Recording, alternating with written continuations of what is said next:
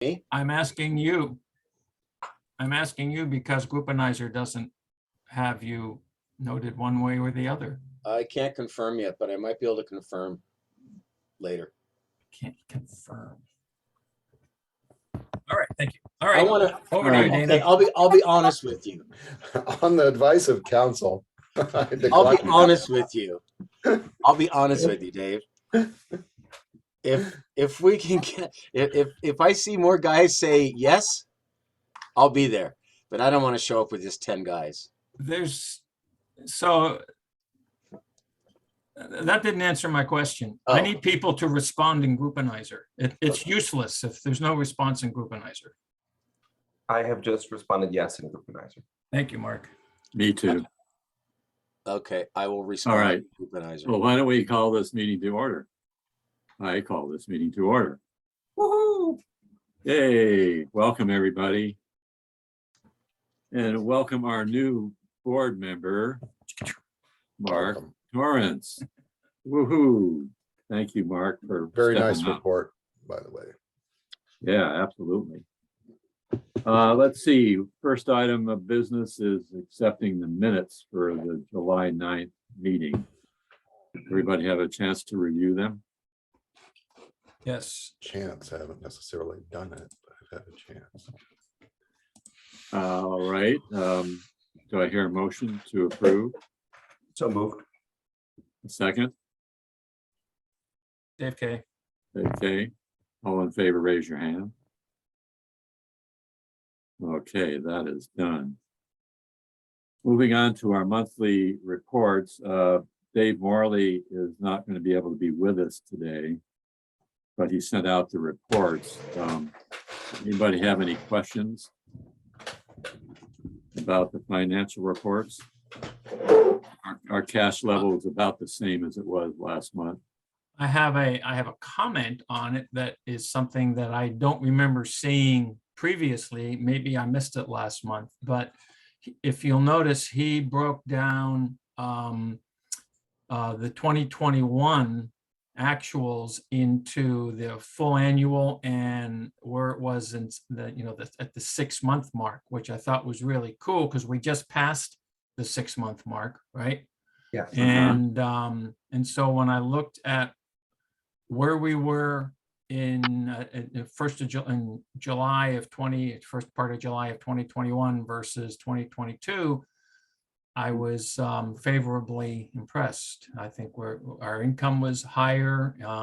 Of course, our expenses were higher, but the things that we did were significant to make that happen. So I thought it was really nice that he did that, and it gives us it gives me positive feel for the possibility for the income for the balance of the year. Uh-huh. Oh, good. Okay. Any other questions about the treasurer's report? I think I would suggest that at some point we might think about trying to have a bigger reserve, like ask people to leave money to us in their will, or have people donate a large amount of money and write it off or something like that, so that we can have some kind of rainy day fund. We could decide to spend it on various purposes, but I don't think we've had something like that in a while. Are we a 501c3? Yeah. Yes. Yes. And it would smooth out the ups and downs of our annual income. I think it feels like we're operating, relatively close to the edge. I don't know, like, within $10,000 of zero all the time seems like a pretty slim operating margin to me. Yep. You are, I think your assessment is pretty correct, Mark, as far as we tend to operate relatively close to the edge. I mean, I feel like people are, if we get into trouble and start passing the hat around, I think people are gonna step up. So I'm not too worried about that reserve issue for that reason. And we could certainly open up the the $5 a week donation that we haven't done or that we felt that we didn't need to do for a while, but we could reinstitute that. Yeah. It can't hurt. Dave Morley had mentioned that as something that he was, I think, was it last month or the month before, Dana? He had just commented that it was something that he knew that he had in his hip pocket as something that it could be played, a card that could be played if he felt that we were getting a little too close to the edge. I don't know where Yeah. he stands on that. Well, I'll ask him and then have him, make a proposal to the board. That sound like a plan? Yeah, Okay, it can't hurt. okay. So Every little ask bit helps. him. All right.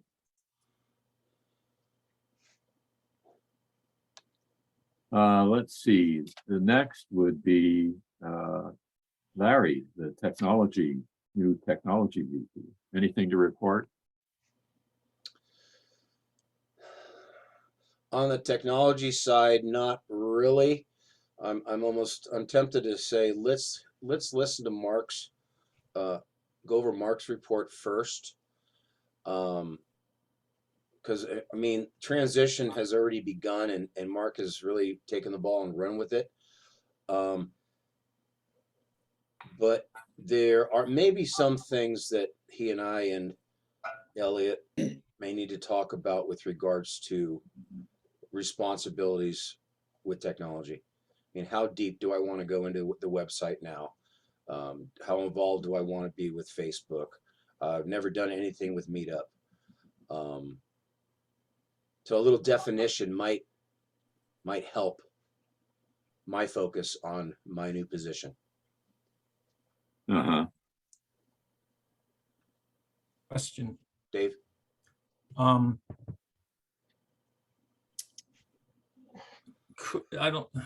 know the activity of preparing for the ship, I'm sure is tremendous focus of attention. However, could I encourage you to put some more mental energy into assessing that service that we might be able to use for live streaming? There are going to be some opportunities, I believe, toward the latter part of the year where that could be a very efficient and useful opportunity for us to take advantage of that. And I know we talked about it last month, but it sort of falls into your the technology realm, and it would be helpful if you'd get a chance to dive in a little deeper. I could do that. Thank you.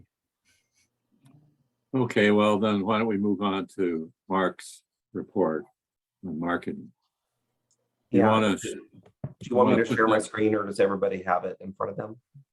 Why don't you share your screen? Okay, sure.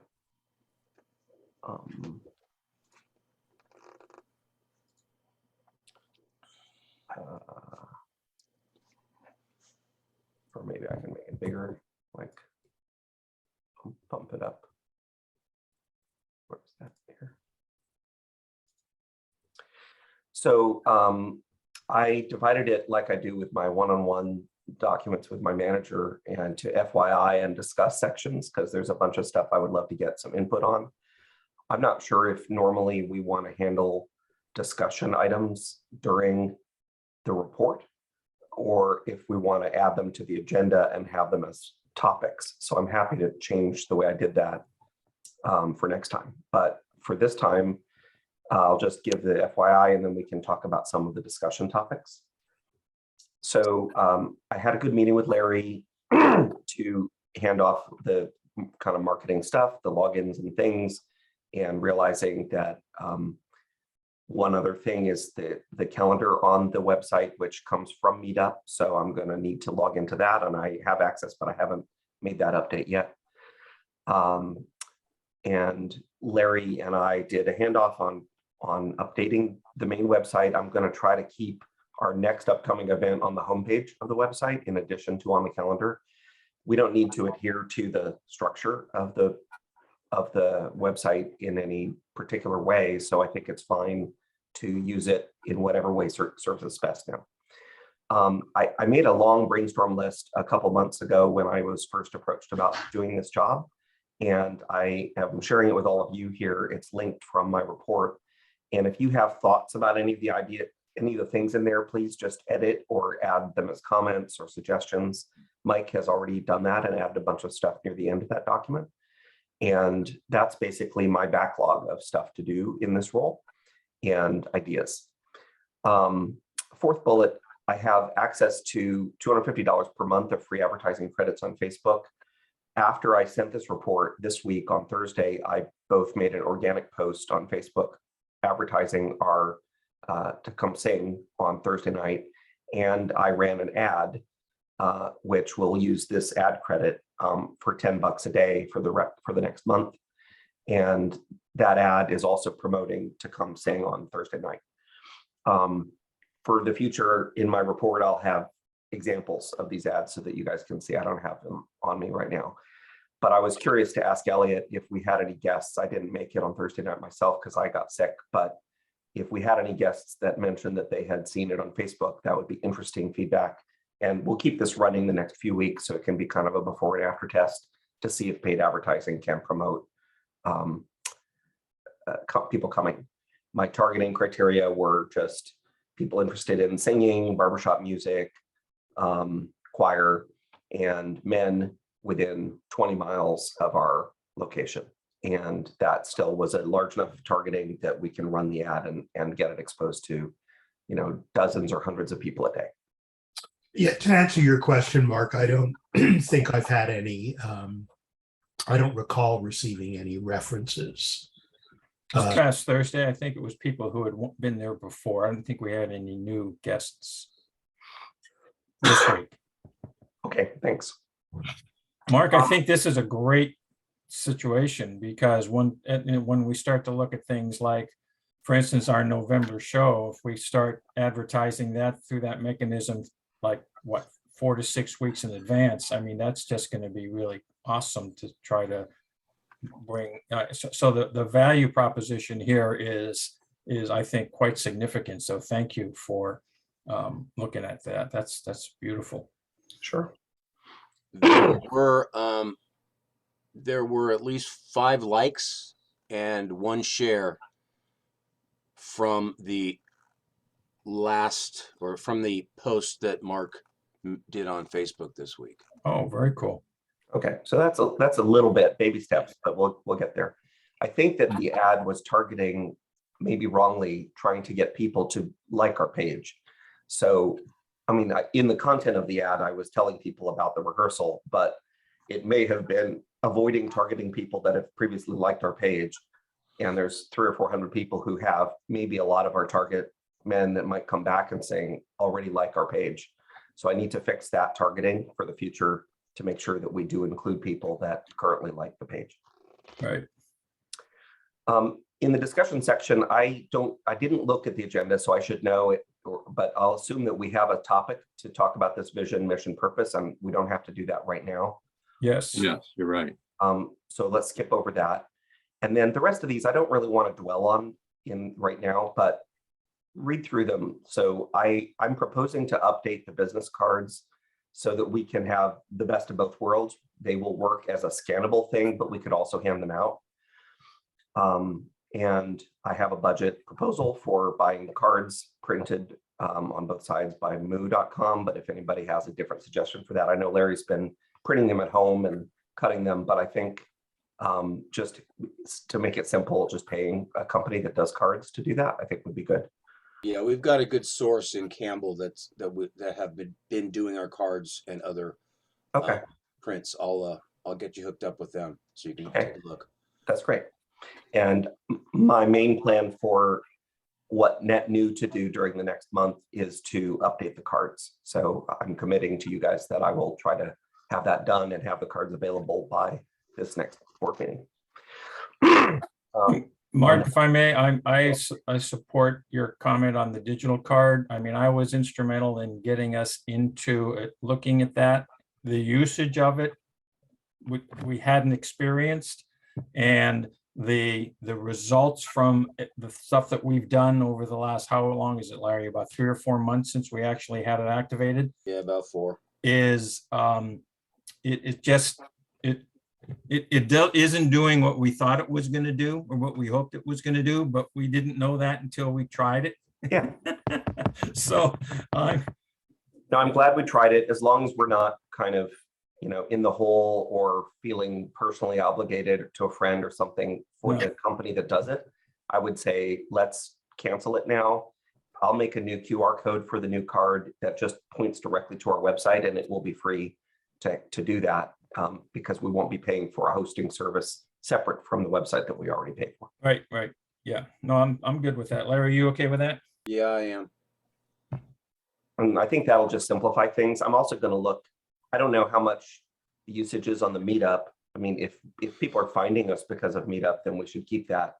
And it's good to have one place to keep up to date. So maybe the meetup is the right place to control the calendar. It just feels like we have a lot of different little places to update for the job that I've just taken on. And I want to try to simplify that. This is very rough. I don't have a number budget yet, but I'm thinking about basically trying to balance promotion of shows and promoting membership with the goals that we spend on marketing. And I'll be obviously on web and technology in collaboration with Larry about those budgets. Next bullet, I noticed that the Peninsulaires.org with no the is available. .org is commonly used for nonprofit organizations like the Red Cross. And I know it is less popular than .com, but I wonder if it might be good for our branding to get that domain name from one of these domain registrars where we pay 10 or 20 bucks a year. And we could have both of them point at the same website, but we could put just peninsulaires.org on our business cards if we chose to. And we should probably make that decision before I print brand new cards. Does anybody have feedback on that question? I think it's a great idea. I don't know which one we should put on the cards. Maybe the .org, just because people may not remember the. I don't always remember the. I support that concept of having the .org, and putting it on the card has advantages in that it identifies the organization as a nonprofit entity. Okay. Mhm. And that in itself is very helpful. Just from a history perspective,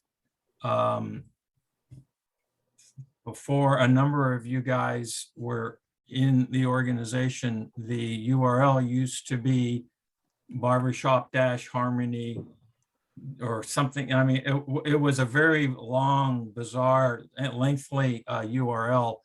And so we went into looking to get Peninsulaires, and peninsulaires.com was taken by some group in Virginia.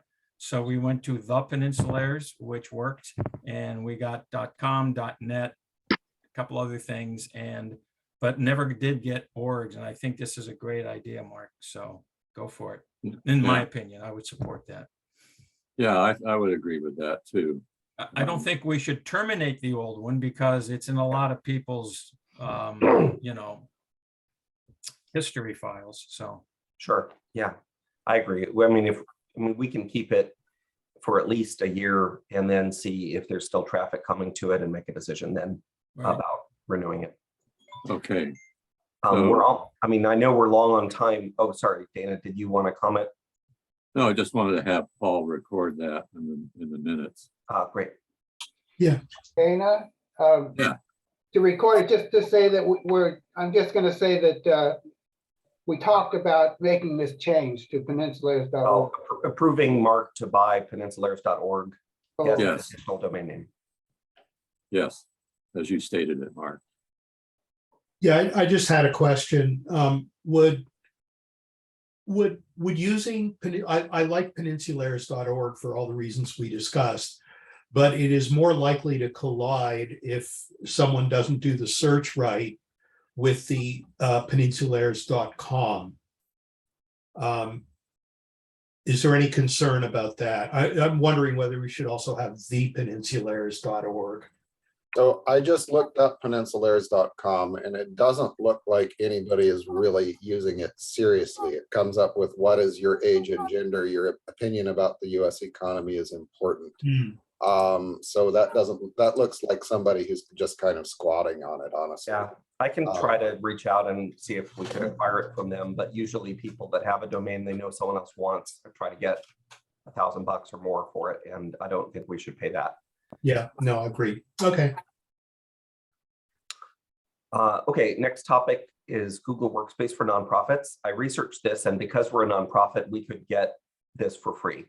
So this is basically, we can have our email domain name there. We can have, separate accounts for all the different board members. We could keep Google Docs for all of our past minutes and notes and discussion, and share different sharing permissions with different subgroups.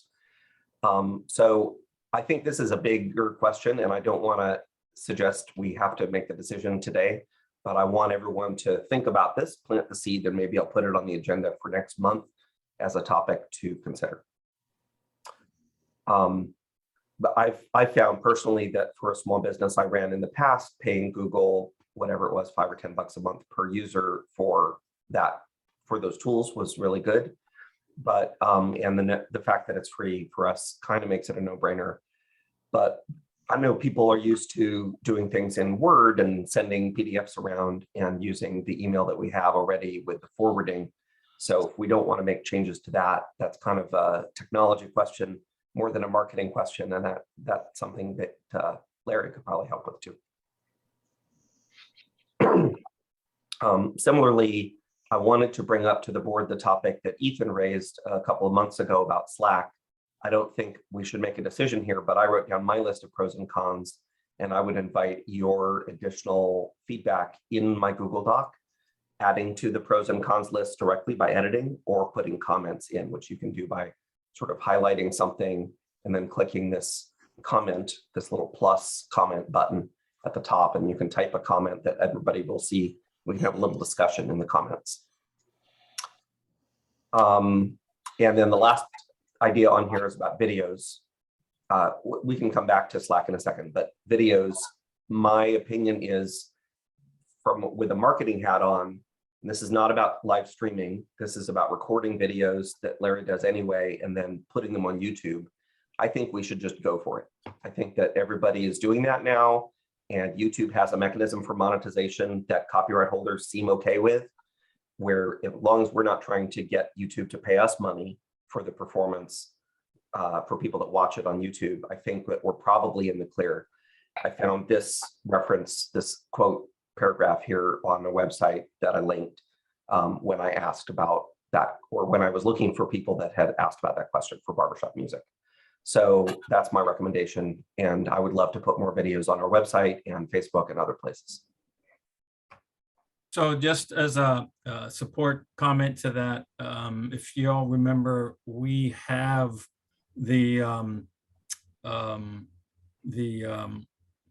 there's two types of licensing. There's the synchronization license, which is the one for video, and then there's the other one, whose name escapes me at the moment. What we have, mechanical. So we have mechanical licenses for every song in our current and future repertoire up through Pirate King and Breaking Up Is Hard to Do, and Drunken Sailor. We're all good with all of that for mechanical licenses. And Mark, from what I've seen previously, Mark is right about if the only thing that might happen is that YouTube makes ads available within the framework of if someone's going to watch one of our videos. But if we have specific synchronization licensing, that's not necessary, but I don't think we need to worry about that. I'm in total agreement. And then when we get to the live streaming and some of the other stuff we talked about, if we use the service that we had discussed previously, then we're in the clear. And I think we'd be perfectly fine with going public with more of our videos. but I would still maintain that our rehearsals would continue to be private, or not private, but unlisted, because that's really just for, it really is meant for our review. I think that's good. You know, you might edit one song that was a Yeah. good take out of a Yeah. rehearsal and Yes. then Yeah. decide to make a separate video that we could post for that. Agreed. I've got a question about the copyright thing that YouTube will tag on my videos. For those of you, because I don't see them because I wrote them, right? So if I go back and play, review one of my playlists, it'll just play right on through. It doesn't, the copyright thing doesn't pop up. No ads pop up. But for those of you that might take the time to review these weekly videos, have any of you ever seen an ad pop up during your review of a weekly rehearsal? No. I don't think so. I think that it maybe doesn't try to monetize videos that are only shared privately with a small group. Okay. Because I mean, it depends. It depends on if when I certain titles of songs that I enter into the title line, during its test or its check, it will tell me if, you know, it'll give me a notification that this is copyright protected, and Right. an ad will be inserted. But like I said, I've never actually seen an ad come up ever. So it might just be a warning that YouTube is saying, you know, you might get, the copyright owner might get some money for this. Right. So to ask the question again, of any of you that may have reviewed these videos, have you ever seen an ad pop up in my playlist? I don't think so. Okay. No. Okay. All right. Okay, that was the end of my report. If you have any brief comments on any part of it, please say them now. Otherwise, put comments into the document and we can discuss some of those topics next month. Thanks, Mark. Yeah, very let's cool. see. Thank you, Mark. Yeah, very great. Very good. Elliot, you're up next. Okay. I'll also share my screen because I know I sent this out. Wait, which screen am I sharing? The whole desktop is fine. Oh, you see the chapter report? Yeah. Okay. Yeah, so, you know, continuing to track attendance, we were up slightly from last month, but still not. So we're averaging around 35 with around 33 attending in person and a couple attending on Zoom. It was up from last month, but still like pretty well below where it was in May.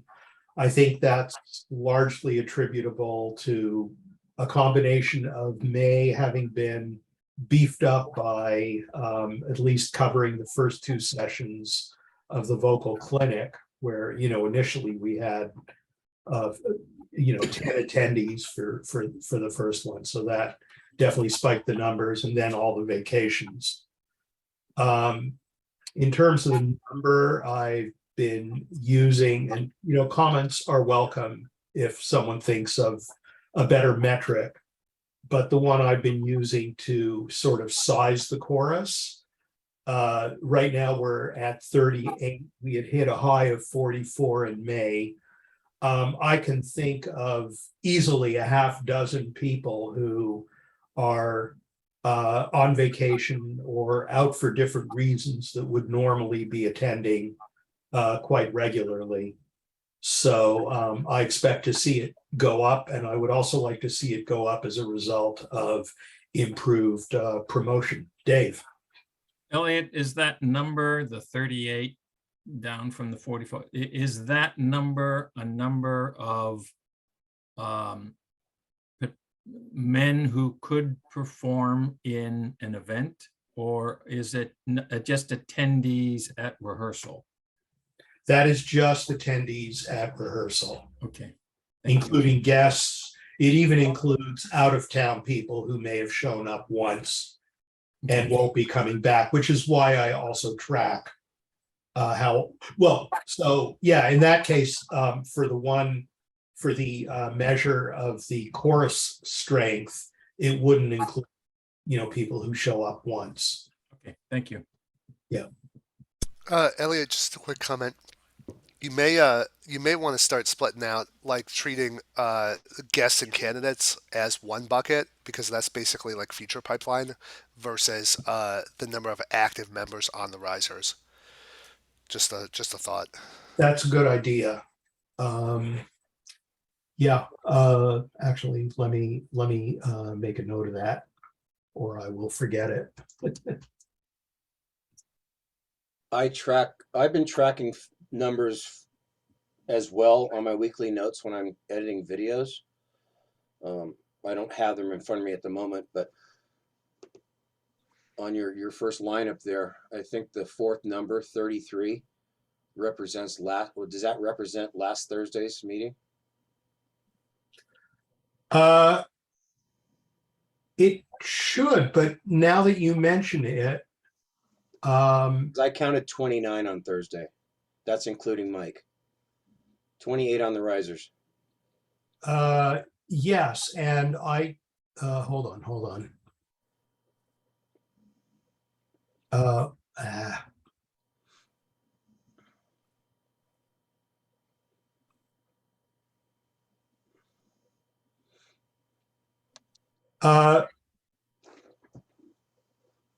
No, you're saying last Thursday? Yeah.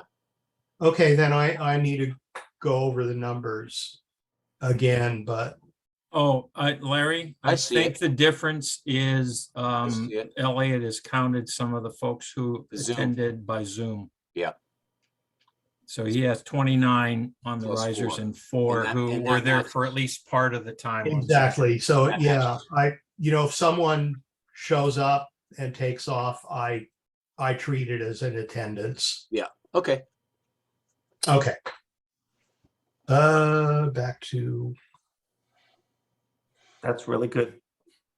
Record keeping. Thank you very much. So that's the kind of document that would be awesome to have on the kind of location that Mark's talking about in the Google Like a shared Works drive. kind of a thing, because that stuff is like there and you can Already a keep up Google to date, and that's beautiful. yeah, so this is actually on a Peninsulaires Google Drive.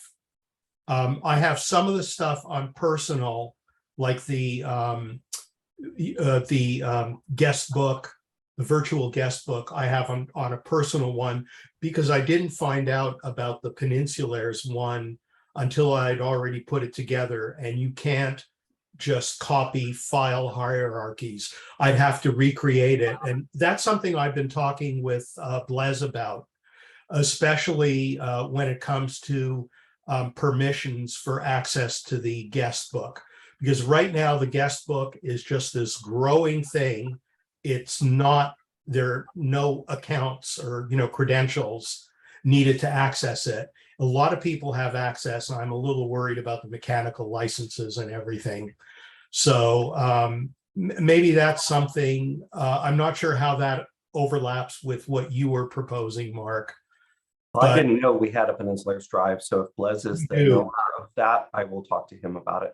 Yeah, we should definitely. In general, if he's not an active board member right now, that's fine, but we should make sure that the people that own the area on the board, like Larry in this case for technology, or me maybe, should have a team of people that are not on the board that are like the experts on it and can help in the background. Exactly. Mm-hmm. Great. So we have 3 new candidates this month. Dave Leverance is our most recent one. Actually, Wilson. I just made him a candidate yesterday. Eric Kong and Dave Leverance, and they join these other 4 who are also fairly recent. So in my mind, these are the 7 currently active. Just, Dave, that discussion you and I were just having about who should be attending performances. These are the kinds of people we would want to invite to farmers markets and things like that, as opposed to our entire list of candidates, which include a lot of inactive people who are there because they are former VIH members and, may start coming to rehearsals. Right. Okay, And just a comment here on, we had Eric on there, Eric Kong. Eric Yeah. came up to me after rehearsal on Thursday and said that he was interested in performing at the farmer's market this coming weekend, but didn't have a shirt. And I said, oh, well, I'm sure we can deal with it. He wears a size medium. We're going to wear I got to send out a message about this. It's a Saturday. It's in the daytime. It's going to be warm. So I'm thinking the short sleeve lavender Peninsulaires shirt. I may say any color shirt, but I've got large. He wears medium. Does anybody here have a medium? No big deal. Then we'll just give him a large and he'll swim in it. That'll be fine. So anyway, I just wanted to let you know that this kid is excited and interested and he wants to perform with us. So I think he's an awesome candidate. Thank you, Elliot. Yeah, well, yeah, absolutely. I'm impressed with, like, he just knows all the songs without charts, and yeah, agree. And he's a baritone, which I is don't know. awesome. We Right. need baritones. Yeah, he may be our next Spencer. I don't know when it's right to bring this up, but I do think that music leadership should have an opinion about whether people are ready to sing in a public performance. Yeah, I was just thinking about that, Mark. We had very few baritones at the last public performance, and I don't think we have a topic to discuss this, but I was poor at what I did there, and I tried to help out, but I'm not sure it was sufficient. And Glenn was pretty bad singing baritone in the public performance, and I think that between the two of us, we really dragged the whole thing down because that section was not on par. So if I had it to do over again, I would cancel that performance if we didn't have a better representation for baritones, and I'm including myself in that. Yeah. Commitment is one of the areas I wanted to talk about. I'm going to get to that in a minute, where, like, we really do kind of track not only who's showing up to rehearsals and how often, but, when they're showing up, when they're leaving, and their participation in performance. And I think having a list of people that we feel are performance ready, so we can individually invite them to these events. So we invite members plus that list we maintain somehow of people that we think are performance ready. I mean, if they're performance ready, then let's pass them and make them be members. Like, I don't know why we need to have this idea that candidates are floating around as candidates for a long time, and they know enough of the songs and are singing well enough that they would be allowed to be on a public performance. Well, That's Yeah. my opinion. I think that's for Mike and Curtis and others to decide. But Yeah, so there is a difference between a member and performance ready, because in order to become a member, you only need to memorize one song, right? In order to be performance ready, you've got to memorize the repertoire, right? Or a good chunk of the repertoire. I mean, we could negotiate like off for a couple songs or something like that. Let's take Eric as a concrete example. I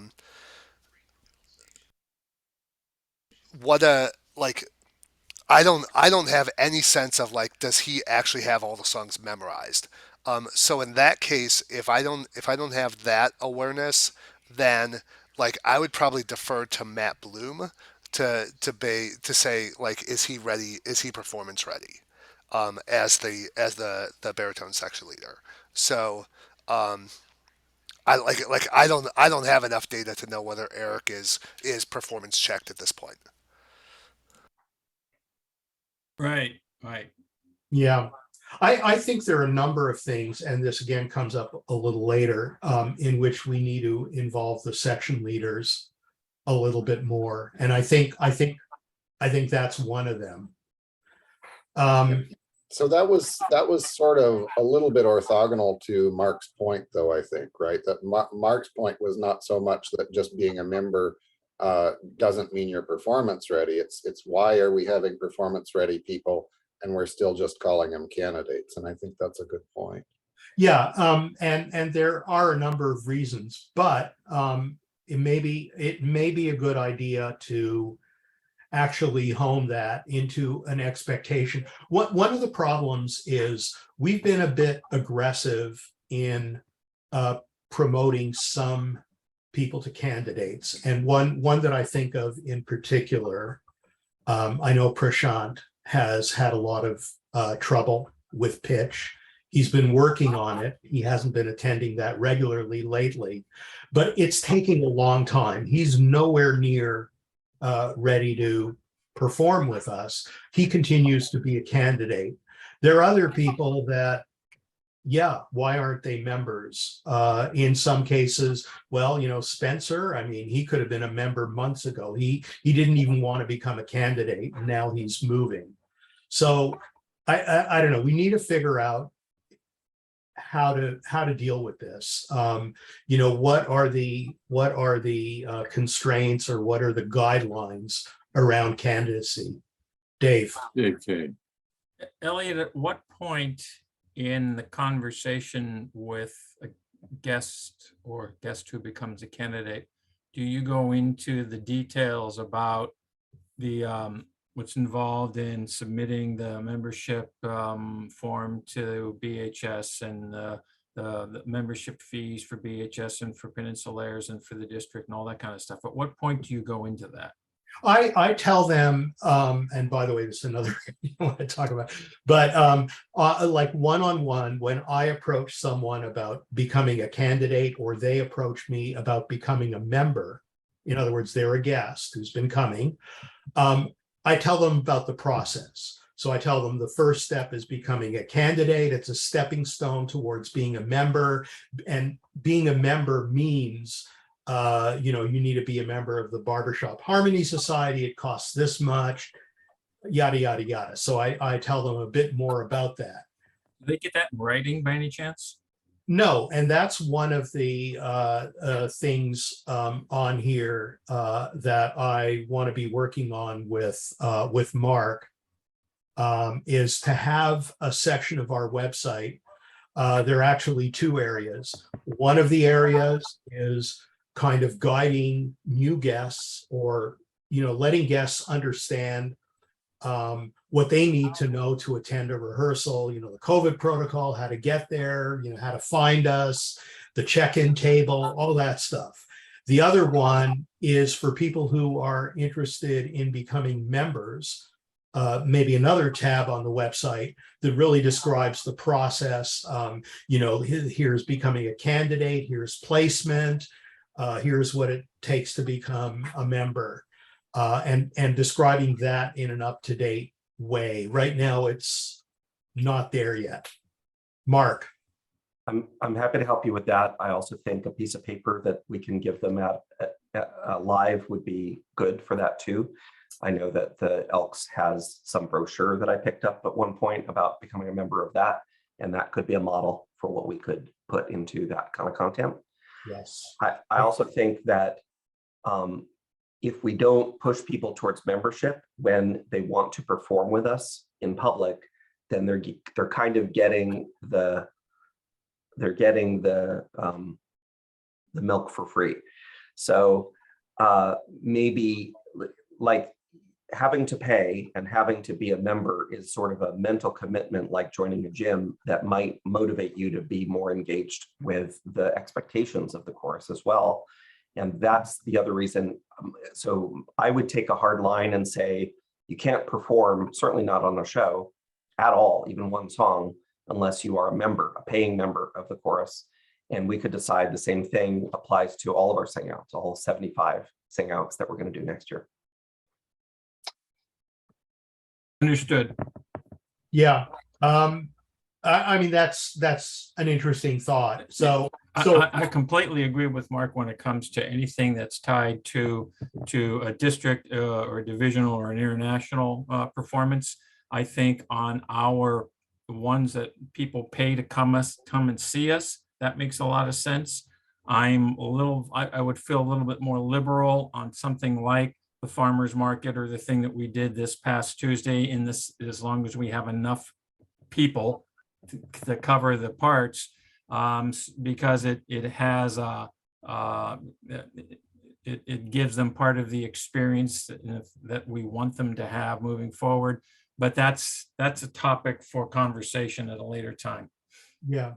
Although the only thing, so I agree with you, Dave. The only thing I want to say is if we do allow that, and I'm thinking about the case of Eric, okay, all right, we allow him to do that now. It takes time to become a member. You need to, you need to pass an audition. You need to wait for the next board meeting. So maybe people should be given that space, but to repeatedly perform with us at farmers market without becoming a member over the course of months, I would take Mark's side there. So yeah, there's something to Well, kind and I think part of that is on our head to move the process forward.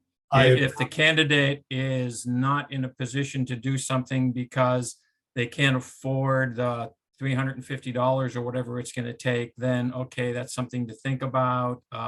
If they're not moving forward because they don't know what to do next, only because they've heard it once and totally forgot it, well, that's on us to keep the process moving. Yeah. Okay.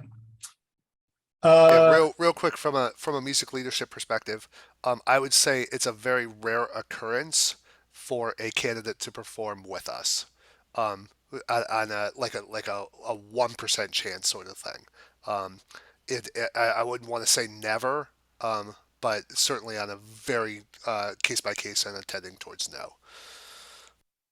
Okay. Cool. All right. Yeah. So, speaking of advancing, Liam Gong has expressed, he approached me. He would like to become a member, and we talked about him becoming a candidate. At the same time that I had approached Eric Kong when he was like a brand new, vocal clinic, I also approached Harsha, and the two of them were interested in becoming candidates. The problem with Harsha is he's just out for a while, so that's going to need to be put on hold. Glenn Jones wants to become a member. We were actually going to have him audition last Thursday. So if I'm hearing concerns about that, again, that's another thing involving the section leader in the decision. All right, is this guy ready to audition? I don't have that set up. Yeah, Elliot, I want to separate. I want to clarify the difference between being a member or audition ready versus being performance ready, because in my mind, performance ready occurs after audition ready, or worst, kind of in parallel, because like you need to know 10 songs versus one song, right? So there can be a time between a new candidate that has become a member versus they're fully checked out for a show. Okay, fair enough. Yeah, so I want to make one more comment here, and I know that this is this is kind of like an HR comment, but I'm going to make it because we're the board and there's 9 of us.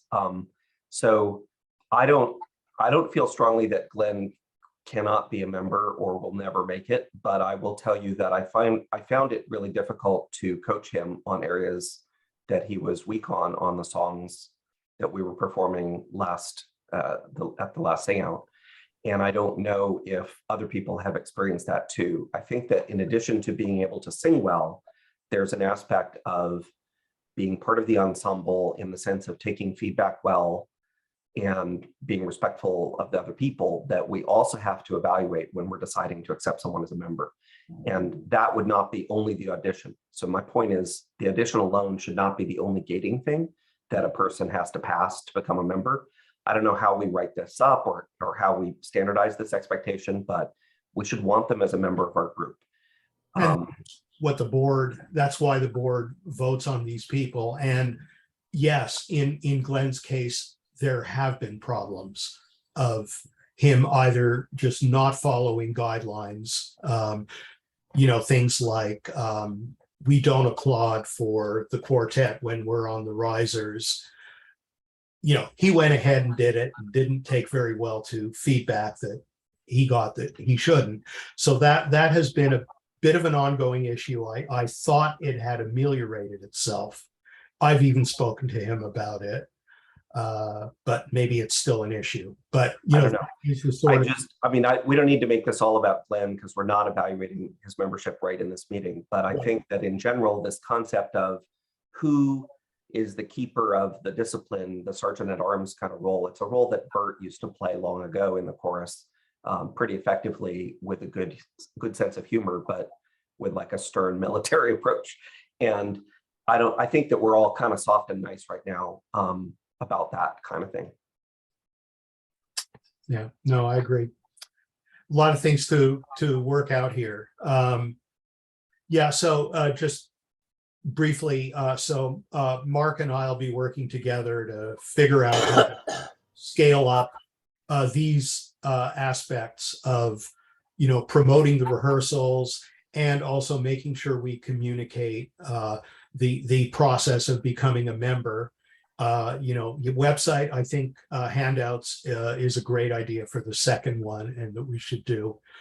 The other thing I just wanted to mention is attendance. I'm not sure entirely how to address this, but different people can attend at different frequencies. Nominally, we look for like a 75% attendance rate. We do seem to be willing to make exceptions, providing people put in the work to keep themselves at the same level. We've had people who consistently arrive late at rehearsals. I think in some cases there are constraints. People who leave early. I know that's something we want to try to improve. I'm not sure exactly how to manage that. I think it's going to take a bit more discussion and I don't know. That's something I'm going to need help with. We do have a section. I'm sorry, Dave, you first. No, go ahead, Mark. We have a section in the vision, mission, purpose about discipline, and maybe it's an opportunity when we get to that topic to discuss formalizing some of that in that document. Okay, yeah. So Elliot, you have this thing about regular attendance, 3/4, 75% of the meeting. That's of the meeting. So you're there 3 times out of 4, basically is what you're saying. Do we have members for whom that is not the case?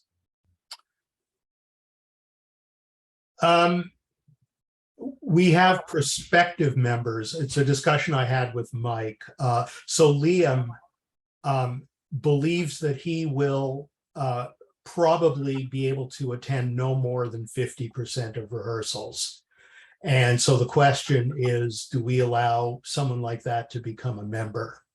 Right. Okay. Same with But as Alan. far as the current membership goes, do we have anyone that's not meeting? I know, for instance, I think Ethan may have had some challenge because he was, as the run up to international, because he was performing with Vocal and so something like that. But is there really anybody for whom this is not that we need to deal with? I mean, Elliot, correct me if I'm wrong, but like Shiv is close. Like he's set expectations that every once in a while he's got to take a couple of weeks off, right? yeah, he goes to Southern California. And that's okay. Like from my perspective, as long as the expectation, as long as the communication is there, and like there's somebody who's clearly putting in the work and like is doing the diligence, then I have no concerns with that. Like it's, the question comes when someone is setting the expectation and they're not necessarily showing that they're doing the work. Right. Like there's got to be feeling of like there's some extra because we're accommodating. Right. So yeah, if you look at this, you can see that you're either 0 or you're a higher number. We do have some smaller numbers here and there, but Yeah, I'd say for the most part, okay, John Woolridge is on and off. Roman has been on and off. There have been periods where he's attended. Yeah, so taking those two concrete examples and talking frankly, um, those two are both at a different skill level and at a different commitment level than Shiv. So my tendency would be towards no on those two. Mhm. So it's about the individual if they're asking for something special. Right. Okay. And, That and answered my no, question. Thank you. no with respect to being allowed to perform. Yeah. Okay. All right. That answered my question. Thank you. All right. Yeah, and I made a reference earlier to the role of section leaders. When new guests come in, well, I could probably use more help in general. I like at least a backup person on my team who can fill in when I'm not there.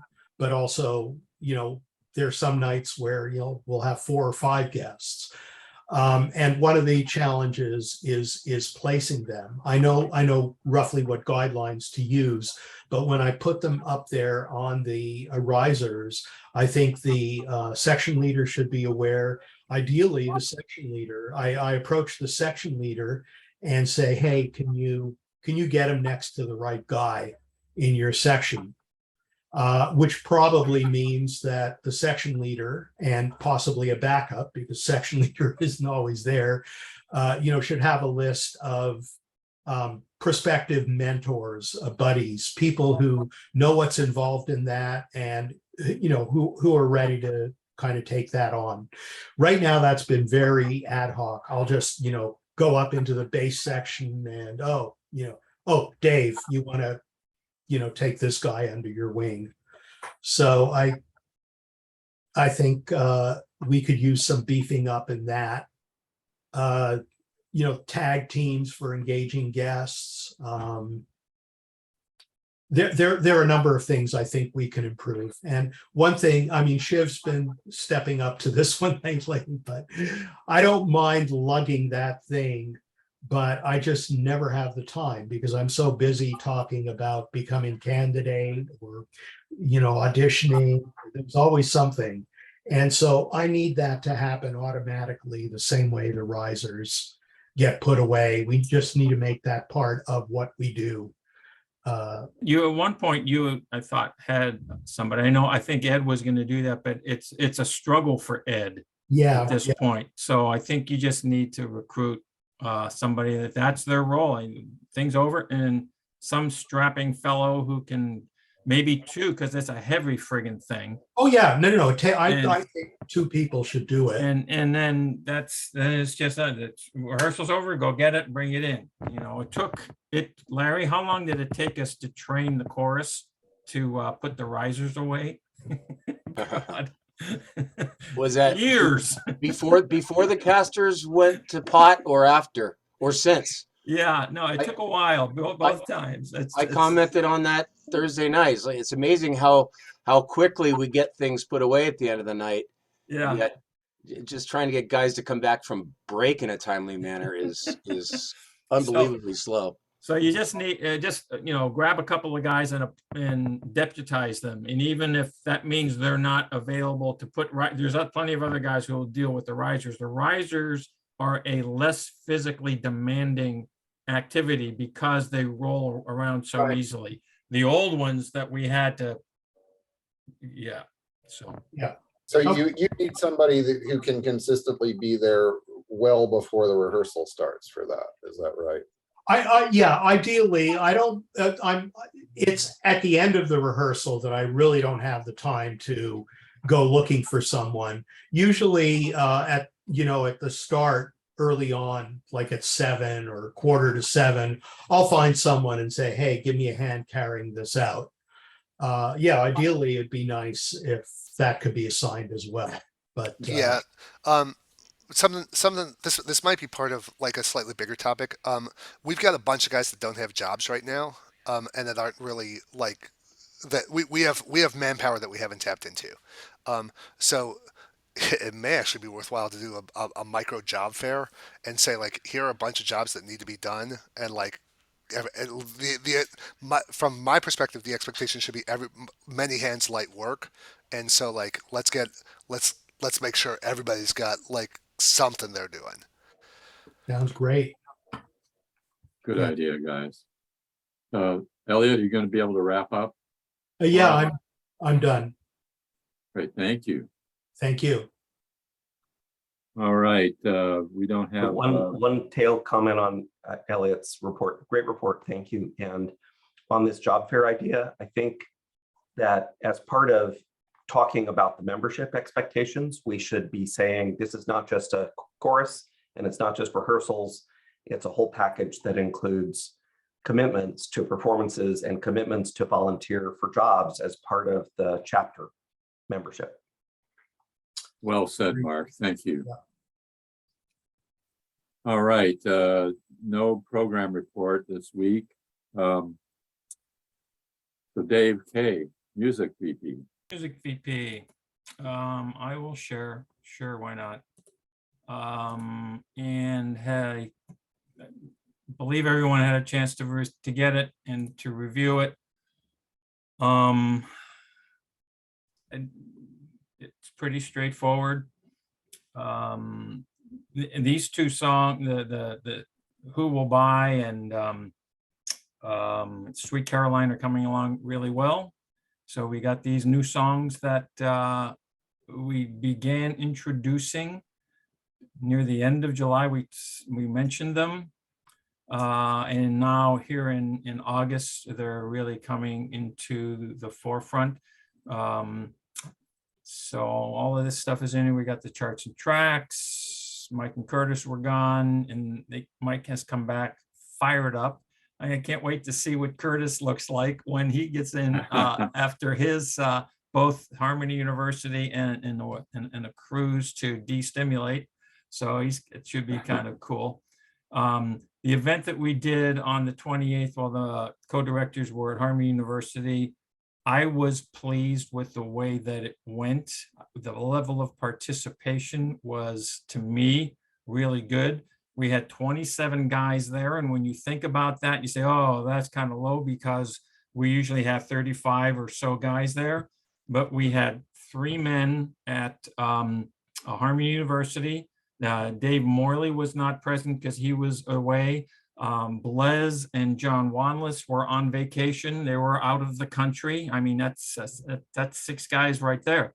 So it actually was really very satisfying to me. I was concerned that because it wasn't a formal rehearsal and they knew that the co-directors were going to be out of town, that would have like 10 or 12 guys there. So I was really happy to see as many people participate as there were.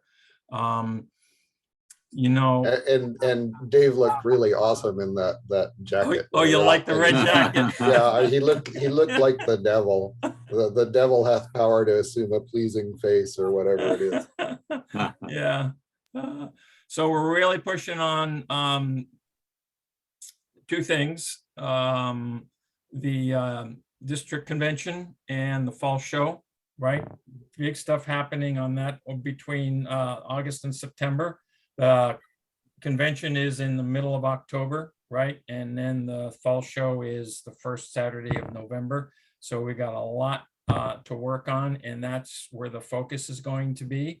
And the thing that, and actually this, Mike C. and Mike O and I talked about this holiday music stuff.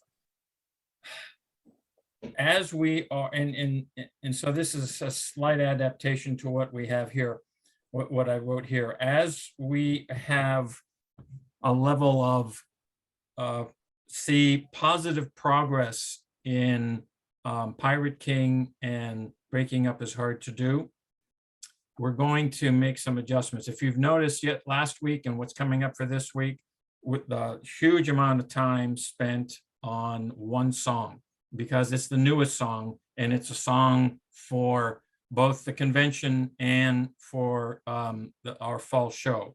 And they need to be at a very high level of production value. So the lion's share of the rehearsals are going to go against that. Given that we have this performance to do next Saturday, then a goodly balance for last Thursday and this coming Thursday are tied to the performance set that we have to do on the 13th. Okay, we're not doing a quartet section. We're not doing the tag stuff. There's a few. We've cut down the length of time on warm-ups so that we can focus on these other two primary songs. But as we see positive progress, we're looking to reintroduce some of the additional activities into the weekly rehearsals. And part of that, which will hopefully be happening early to mid-September, is to introduce a holiday song a week and kick off the cobwebs, because that's going to hit us so fast after both convention and fall show that we've got to begin preparing for it now, or it's going to be less productive. The audience will be less impressed. So we've got to work on that to finalize what songs we're going to sing for the holidays, make sure people know how to access them. So if they want to spend some time with them over the ensuing weeks and months, that's great. So that's cool. Can I ask a question? Yes, sir. I understand the plan is to be off spots on all this holiday music and sing it the same level we do the regular year repertoire.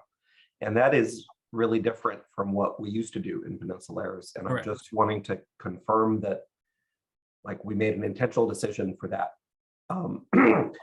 My opinion is that most often our holiday performances are for an audience that's only half paying attention in a large crowd, and we're kind of background music.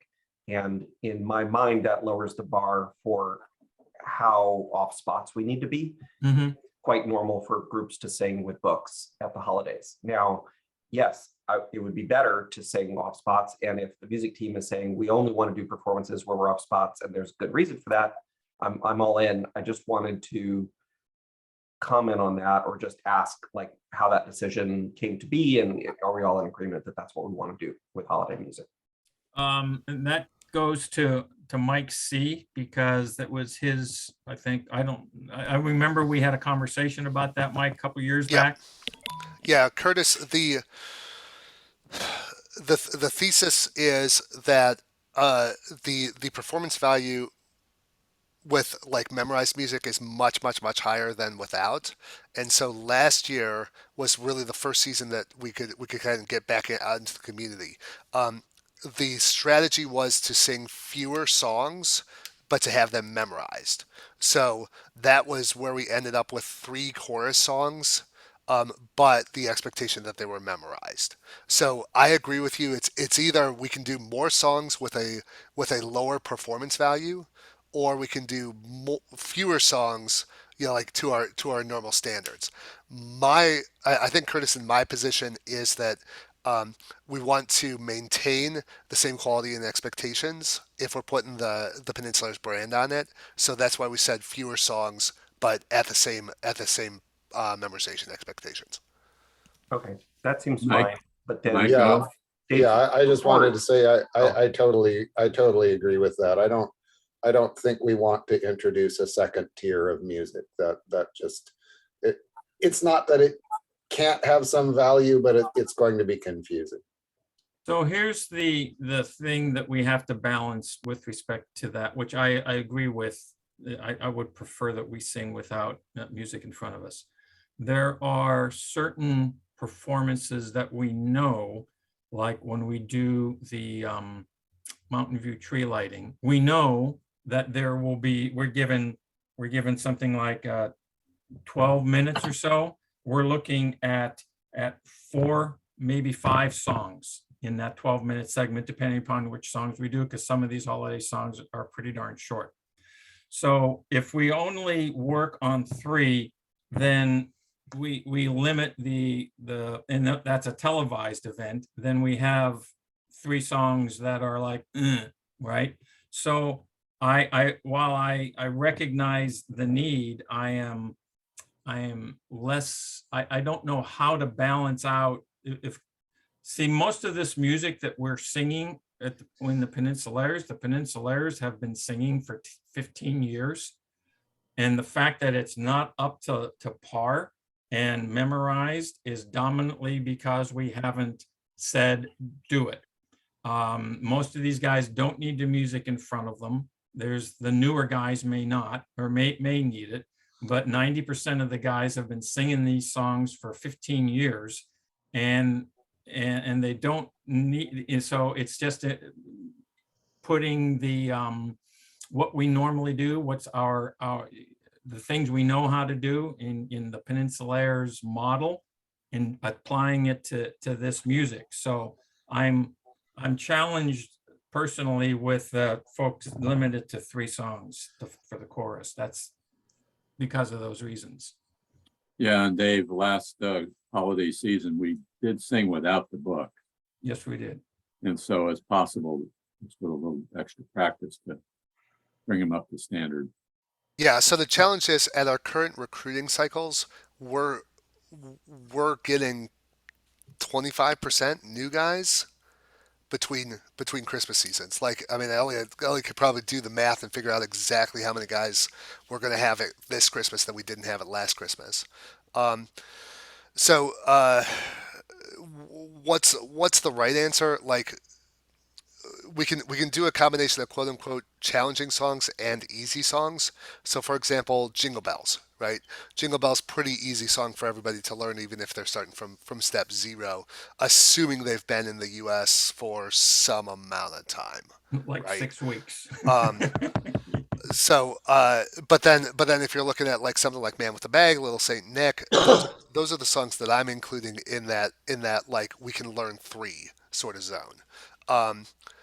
That there is like it's a meaty arrangement as opposed to a very fluff or very repetitive arrangement. Maybe we So- should pick 3 of the old easy songs to get off spots and do some work on those in rehearsals between now and Christmas, and then also 3 meaty songs. One of the things we tried last year and it didn't really bite, we didn't have a lot of new chorus songs to the degree that we have the focus right now on songs that we needed for convention and whatever. And so somewhere around August or September, we started saying, okay, this next week we're going to have, groups singing this song. We threw in a Christmas tune to do as part of the quartet / VLQ component of the evening. And but we didn't we weren't as insistent on singing in the model. And I think that was maybe where it got a little sideways, because when we did Farmers Market and we did the Mountain View tree lighting thing, and we did the event down in Morgan Hill, we needed 6, 7, 8 songs to be able to cover. And it went okay. It didn't go great. But I think it's the insistence on singing in the model. And yes, we have maybe 25% of the guys that have never seen these things before. So, and I don't know what we do with that. Maybe we say just sing the melody because, I don't know. But we have to find the balance between being able to, do we just not do holiday performances, or do we do a holiday performance at a high level? And if we're going to do it at a high level, how do we integrate that into what we need to do in our rehearsals, given everything else we have to do? That's the challenge, to which I do not have a clear answer. I mean, we have time to work that out, a little bit of time. So Elliot has a thought. Yeah, maybe one approach would be to, like, rather than it being an all or nothing, would be to expect a smaller set of people to participate, but those who do step forward to participate, in part, we recognize the contribution they're making to the chorus and to the community, but we also sort of insist on their being ready, as opposed to just kind of making it a chorus-wide thing and, Yeah, you know what I'm saying? Like, just kind of put more focus on it in a certain sense. I see what you're saying. Yeah, Michael? Yeah, so I mean, last year, I thought this worked reasonably well. We filled out some of the time with quartets and VLQs. And, you know, that way not everybody has to learn every song. And it might be, you know, maybe we want to put a little more encouragement to say, you know, find a quartet or a VLQ and do a couple of songs and do those. You know, you don't have to learn the ones that the other quartets are doing. I think that makes a lot of sense. The one performance that I believe we need no less than 5 or 6 songs for is the televised performance at the Mountain View tree lighting. That's a 12 to 14 minute thing for us. And and it's like, we're on the stage, there isn't any place to go. Y'all guys have been up there on this, like there's limited space. We get up, we sing, we go. So that one, I think we need to have 5 or 6 really solid chorus songs. And then everything else, when we go to farmer's market or any other place, filling it in with VOQs and quartets, that makes a lot of sense. So we just need to figure out what are that half a dozen, Mike Kading, that we have to figure out the half a dozen that can work in that kind of an environment, that are 3 easy ones, maybe 4 easy ones, and 2 that are a little more complicated. Yeah, I mean the reality of it is that 3 seasons per year, and that's basically what we're doing. We're basically doing a spring season, a fall season, and a Christmas season, right? The challenge is a 3-season cycle. If we have to kind of reinforce the basics over and over again every week, are like is an extremely challenging schedule. Absolutely, Um, absolutely. So, like, I do think I you know I've been reluctant to bring up the topic of should we be going down to a single annual show, but this might and it's really not down to bring it down to 1 annual show. It's really bring it from 3 annual shows down to 2, because in effect the Mountain View tree lighting is an annual show for us. Mhm. We don't make any money off of it, but like the amount of preparation, you know, in terms of getting, you know, X songs up to date, up to speed, is you know, very similar. So I think we do have time. I think it's a worthwhile topic. We have a couple of weeks to figure it out. Um, but you know, like there's just a learning speed challenge. Especially if we're saying we're the gateway drug to barbershop, and you don't have to come in with any like kind of foundational expectations. Hey, guys, we're gonna have to move along. Yeah, okay. So we Mike, you said take a couple of weeks to figure this out, so let's do that. And Okay. so at this time, I'd like, yeah, go ahead, Larry. Real quick, we got sidetracked on the holiday stuff. In one of the section in Dave's report talking about contest and the fall show, there's words in there about riser placement, and I just wanted to. I've noticed it for several weeks, and it's affecting how we sound. Hmm. Could we somehow figure out a way? I tried it before. Could we please try to figure out a way to close the holes? Because every week we've got these big gaping holes up on the risers. We've got to come together. If there's 20 of us, we should be here. If there's 30 of us, we should be here. But we're scattering around, and I look back to try to figure out what section is where. Yeah, I mean, It is important that we do it like Thursday and continue doing it until everybody understands that, whether you're early or late. If you're late, we'll make room for you. But let's get on the risers in a windows and lined up in sections so that our sound is there. I couldn't hear leads Thursday at all. yeah, I mean that's pointing to a larger structural problem of there's a different chorus showing up every Thursday night. Yes. Like that we're going to be limited if that's our culture, where like 20% of the chorus is going to be different week to week.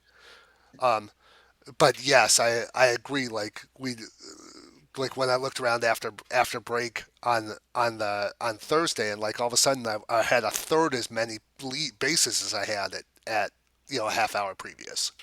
So yes, that's a big challenge. So tied into that, we're planning on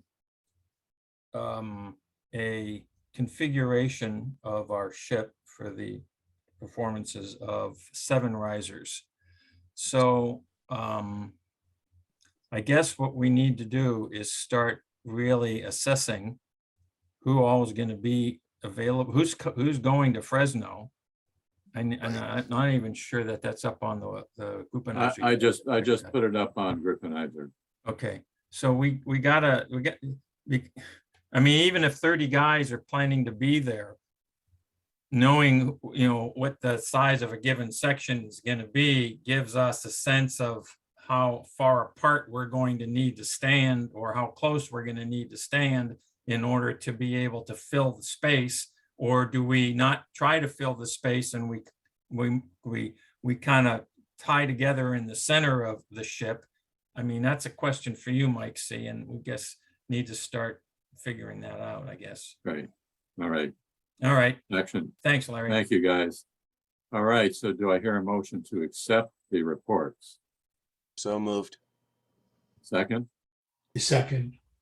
All in favor, raise your hand. Okay, the reports are done. Great work, all you guys who put together those reports. Let's see, the next is old business, which actually is the vision, mission, culture planning follow-up. And so Dave K and Mike, do you want to Yeah, so take this? so Mark Torrance, Curtis, and I spent a considerable amount of time, what, 3 or 4 weeks ago, working on this. We put it into a Google document courtesy of Mark, and it's up there. And we had sent the preliminary information as it was several weeks ago and asked for comment. I did get comment back from Mike O. Thank you, Mike O. And I believe that the current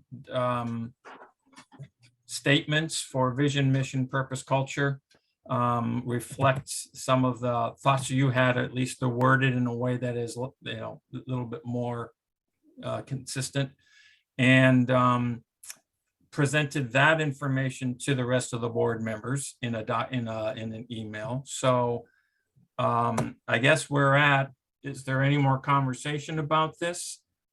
So What we've got, and then do we then take this to the members? I did have one more small comment. I'm much happier with it now. I think it's really nice work.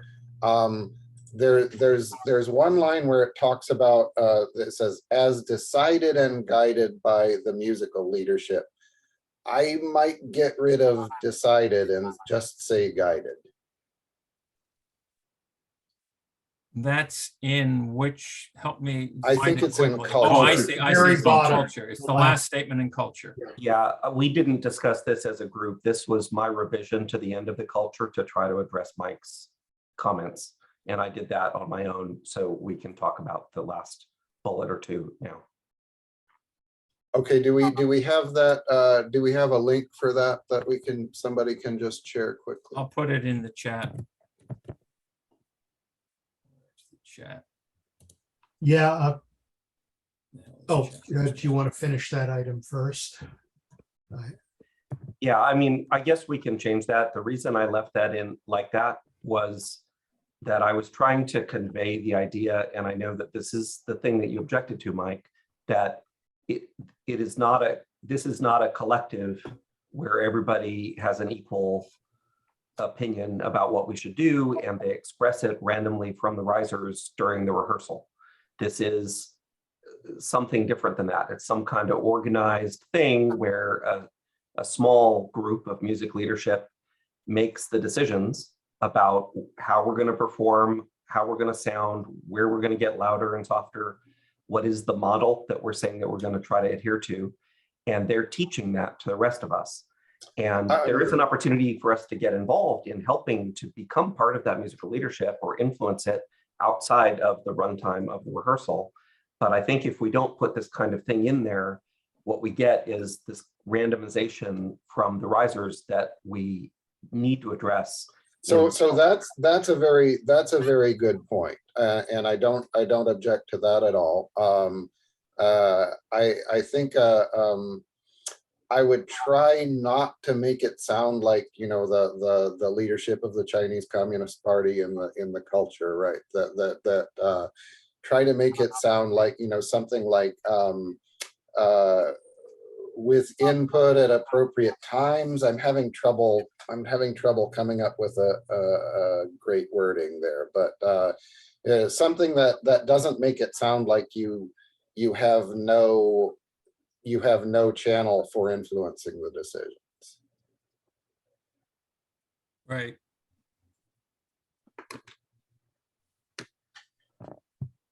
If anybody has a different wordsmithing that will address this balance between Mao and Well, I think possibly within the culture statement, maybe there's another bullet that indicates that we provide the opportunity for members to, because well, I don't know how to word this, but for example, we do have if you have an idea for a song or information on a song, there's a place to do that in Groupanizer. You know, there's a form, fill out the form. Yeah, we're interested in taking a look at what you got. If you have thoughts and interest in how do you think, what maybe that's an interpretive thing or anything else associated with what we're doing, with the organization doing, there should be a mechanism. There is a mechanism for that, but it's dominantly through the at-large members of the board, right? So I think we need to, or that we not need to, we could state within this that there is a active participation by members to engage with the board members at large and to use the systems provided for input for decisions by the board and by the music leadership, something like that. Elliot?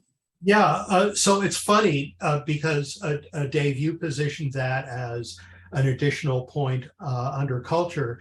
And from our job fair discussion, I was also thinking of having an additional point in culture where, you know, we all contribute in some way to making us a more effective chorus. So, you know, whether it's carrying out signs or moving the risers. And so maybe if we combine that with, you know, we're all engaged and actively participating, and part of that is contributing ideas within the framework of how these things get done, right? So if I don't want to come up with the language now, but if we could craft a point that covered all of that. Yeah, you can amend this. This is the third bullet under culture, is the one about volunteer leadership and participation. And it's trying to be inclusive of not just members, but also spouses and others, and recognition of their help. But if there's another way, if there's some things missing from that you would want to include with your point about job fair or other things, we can edit that. I just took a stab at the last bullet for this point, Mike. See what you think about that. I was trying I think that's quite good, actually.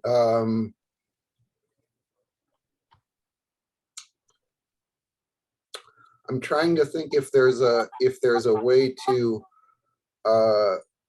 sort of combine the last two bullet points, or whether it's necessary. I'm uncomfortable weakening the fourth bullet point from the way it's worded now, Mike. So we can take a vote or something, but I really think that we do need something that talks about the fact that we're agreeing when we're on the risers that we're going to be part of the ensemble and that we're going to follow the directions of the director. And I don't think that's Chinese. Oh, okay. You could just put a little in parentheses, input always accepted in private. You know, you can give your input privately to the directors. I mean, they're expected to lead us. Our directors are hired to, that's their job, right?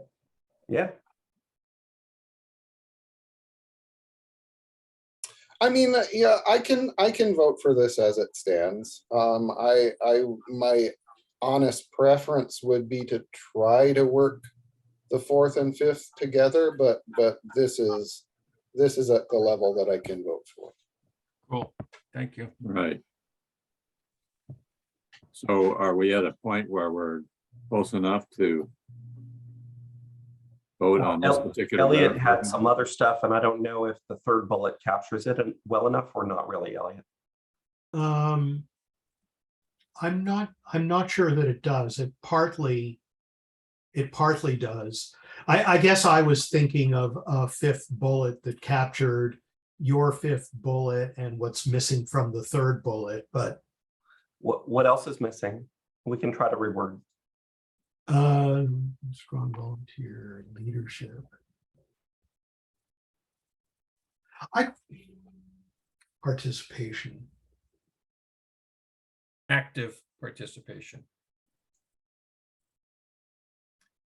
Yeah, maybe active part, like something to strengthen that up. And you know, the fact that it's kind of being put there from both chorus members and partners in our community, in a way, I think we're demanding more. I think we want to demand more of chorus members.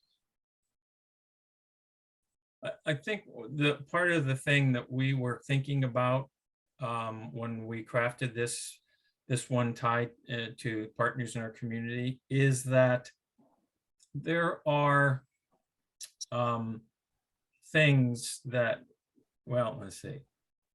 There are things that we have done in the past, like especially at the fall show, the cabaret show, where there's often food involved, that involved our spouses or other family members in helping to maybe organize or to coordinate or to deliver actions, you know, prepare the food, stuff like that. And that there's also the potential for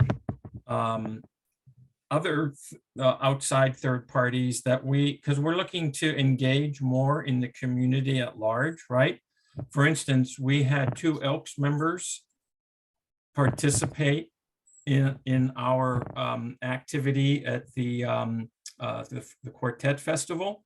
So we're engaging with other community members, and that's like that extends the Peninsulaires' reach out beyond our bubble. And I think that's part of what the intent is here with the way we structured this statement. Is that pretty much right, Mark? I think that's right. I would acknowledge that this is a little aspirational for where we are right now. We don't actually have an active women's auxiliary that's selling tickets and making t-shirts and doing potlucks and stuff, but we could. And I don't mean to be exclusive of male spouses or anybody else. I'm just saying, like, people that are not singers that want to be involved. I think we would like this to be a chapter, an organization that can be more than just the singing, performing chorus. Maybe a way to create that distinction would be if we just active participation from chorus members, if we stuck a comma there, and as well as, you know, contributions or even repeat participation from partners in our community. Just to. Right. I mean, it should be clear. It should be clear that this is voluntary, right? There's not an expectation. I mean, my wife enjoyed helping out, but there's not an expectation that Well- just because you join that your partner has to help. No. Well, and that's why I want to create that distinction, because I think there is an expectation that, like, the only thing you do when you're not performing is hang around and sing tags, as opposed to, able-bodied people helping with the risers and doing other things, right? So I'm just trying to separate that out from. Yeah, I added inviting Yeah, participation. that sounds good. That Yeah. sounds good. Yeah, That's good, Mark. yeah, I like that. And this is Maybe really a from- living document too. It's a living document, we don't have to have it perfect. And maybe specify here so that, otherwise partners, it's not clear what partners means necessarily there. I think we want to lose the both. Active participation. Right, Oh, right, course yes, members. yes. From course, yeah, right. Okay. As well as inviting participation from members. Yeah, I like Okay. that. Yeah, that's good. Thank you, guys. This is How do you, great. how do you see this, where this is being revised? I mean, It's just a live document. So if you follow the link that was in the chat for the Zoom, it should go directly to this document that we're all watching. And you can edit in there or add comments. So at some point, while this is a living document, we need to just say, Freeze it. check, this is what we're going to present to the members for input and agreement, so that we can, start to operate the way we do what we do as a board and as a music leadership and etc. from within this structure, and also put this up on our website. Okay, so there's a name current version option under file. So once we're happy with it, someone should put name current version and call it version to be presented to the members or something Well, like that. yeah. With So a date. my question is, do we have a document that we are now ready to bring to the guys? And this is a board question, because the charter from last month was Dave and Curtis, Mark and Martin, Curtis, Mike C and Mark, we're going to do this, bring it back to the board so the board could review and input, so that then we could take it to the membership. So is the board now satisfied with this document such that we can take it to the membership? Do we need to vote on that? What do we need to do? I'm just rereading it one last time. While that's happening, no mention at all is made of competition, which I think is fine. Is that something we think may be missing in the minds of some people? I don't understand the question.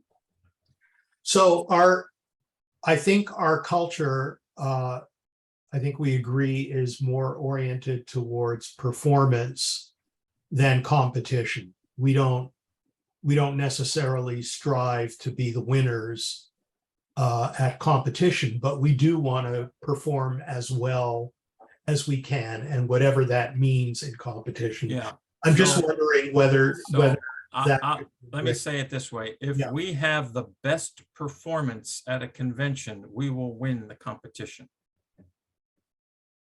So it's a question in my mind.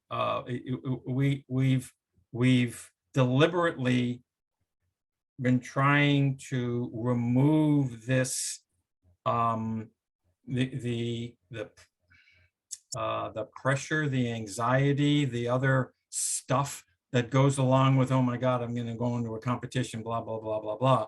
And because that has an impact on the way you think about what you're going to do. And there is a whole series of physical phenomenon that go on when you stress about whether or not your score is going to be at a 74 versus a 68. Yeah, Okay. and I think the sentence you just made, if we perform the best, we will win, kind of captures what we're thinking. I guess what I'm saying is, if you look at what's going on during rehearsals, what we're talking about it, the convention occupies a big part of it, right?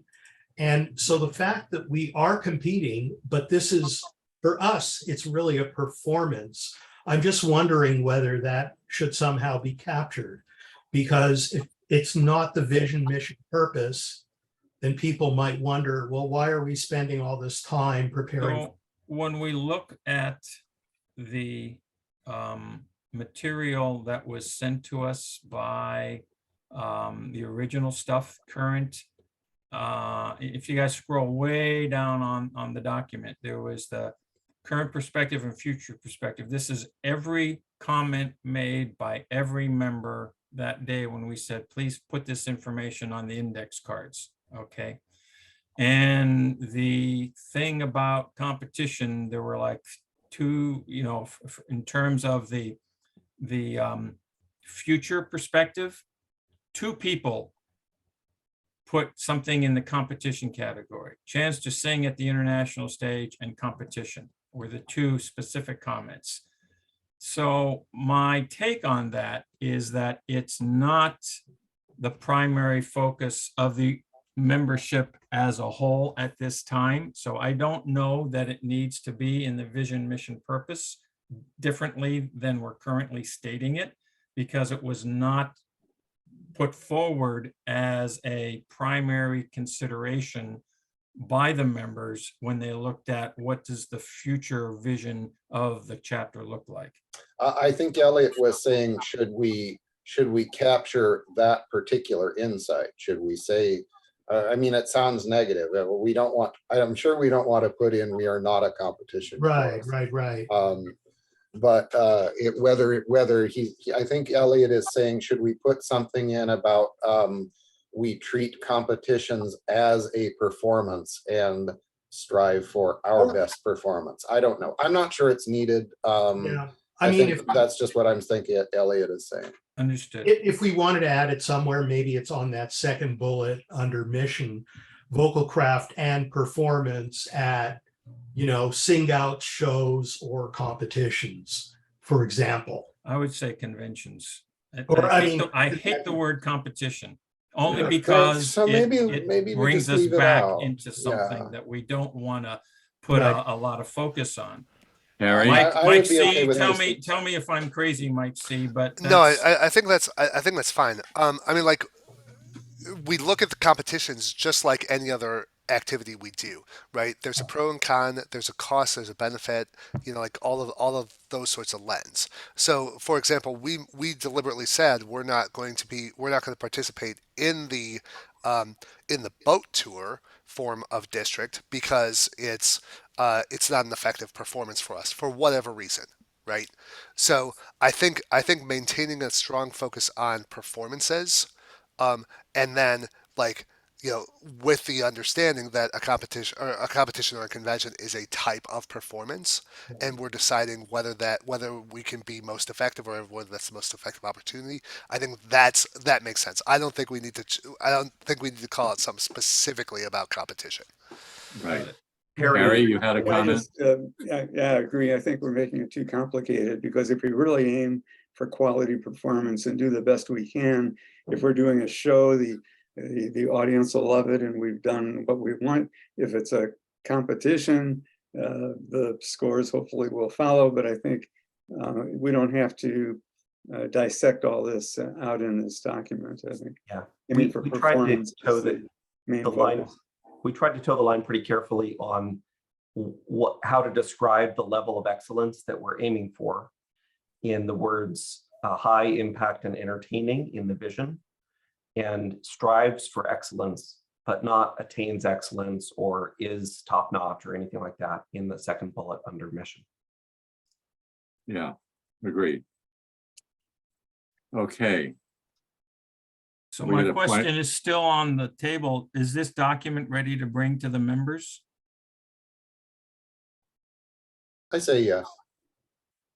Well, should we take a vote? I would propose this draft as the proposed revised vision, mission, purpose, and culture statement for the board to propose to the membership. Do I hear a second? All right, second. Any discussion?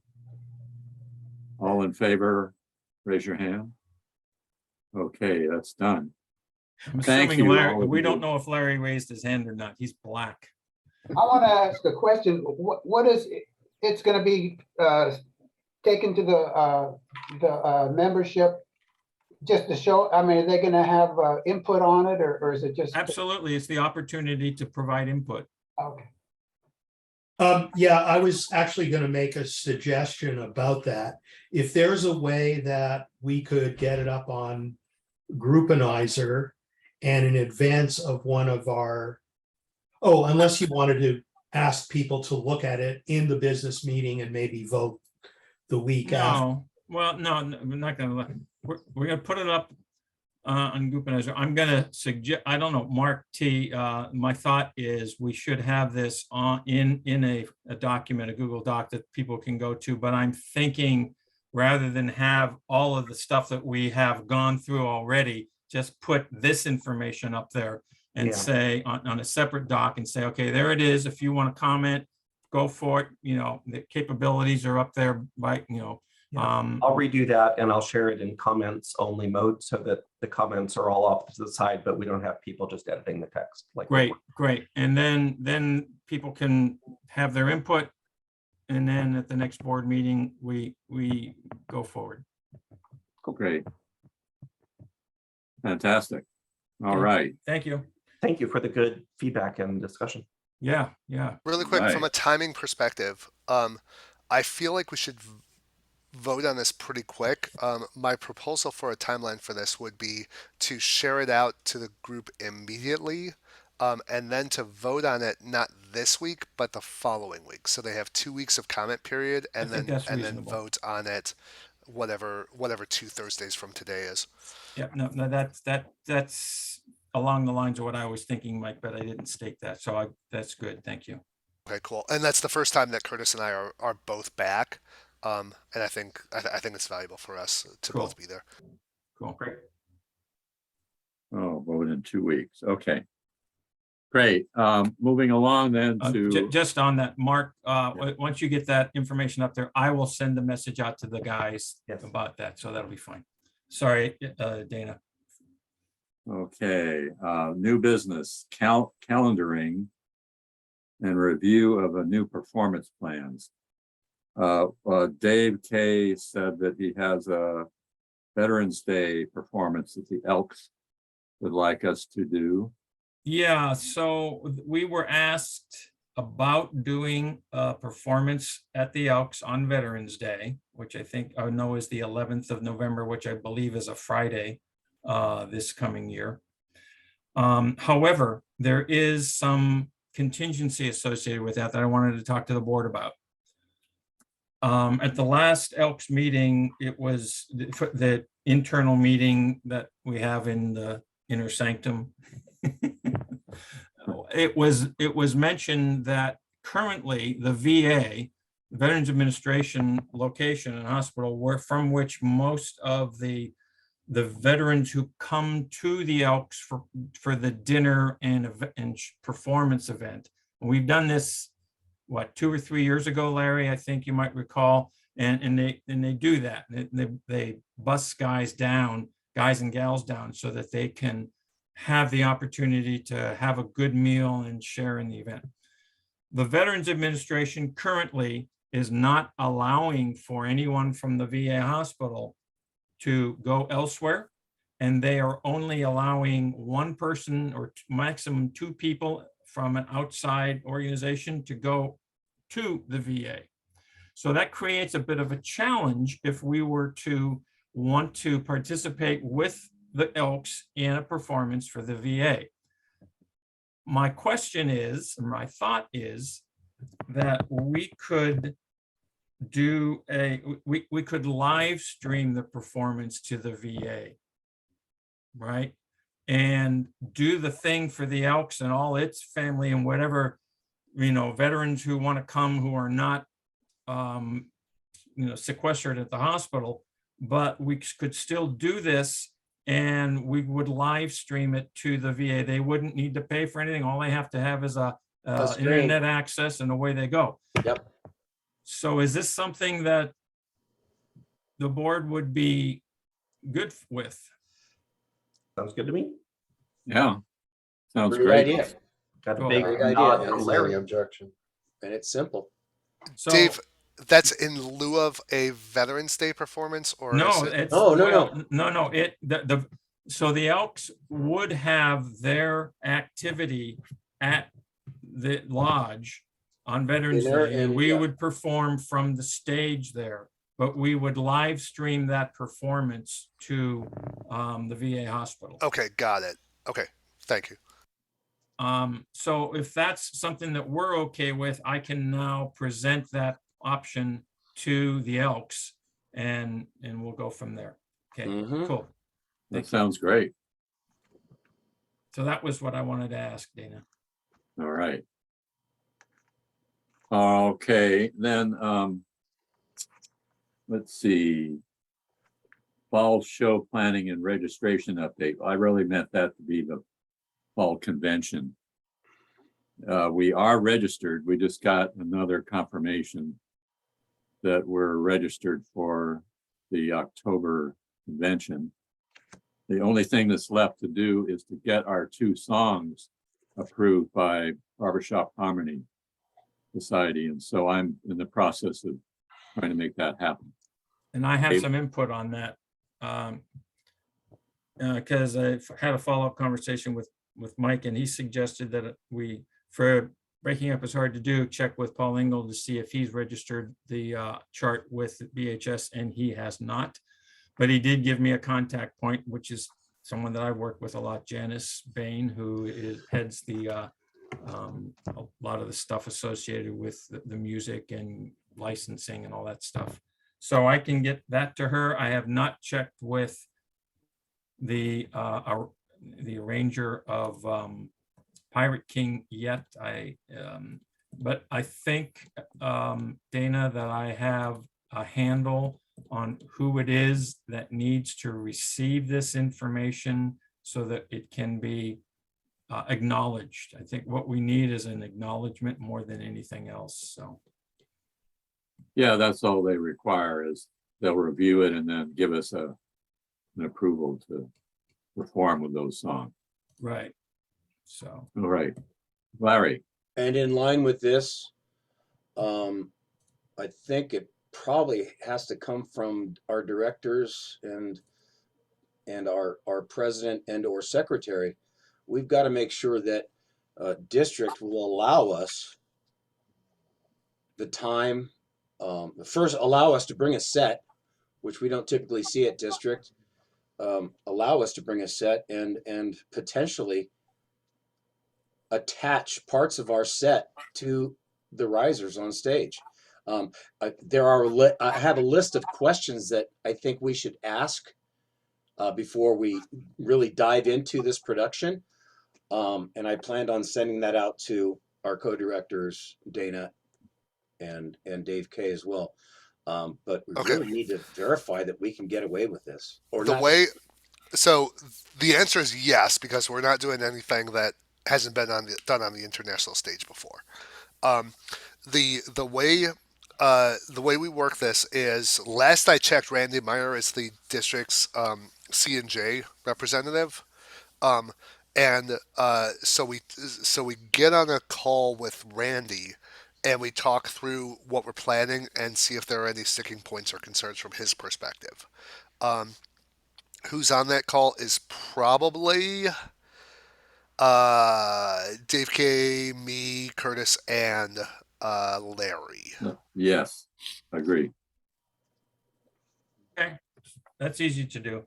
Yeah, I agree with that as well, Mike, but we need to do it as soon as possible. I don't want to start building stuff and then find out, oh, sorry, you can't do that. So here's the thing, we Dave, have, let me finish my point real quick. sure, There are, other than permissions that I think are important, there are other logistics that have to come into play here as well. I'll give you an example.